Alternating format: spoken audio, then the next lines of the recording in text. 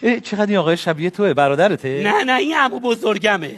آره یادش بخیر، همینجا رفته بودیم شمال، خیلی خوش گذشت. یعنی واقعا این خاطره شمال من اصلا یادم نمیره. همینجا بود، تو همین سفر کوسه عمومو خورد.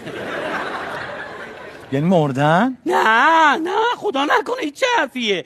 2/3 خورد، 1/3 مونده. خب یعنی از کمر به بالا نداره، از کمر به پایین داره. آره تفلک الان عمو فقط 2 پاه.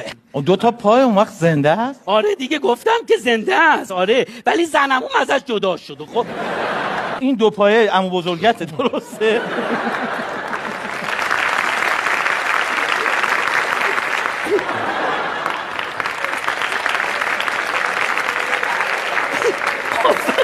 آفرین.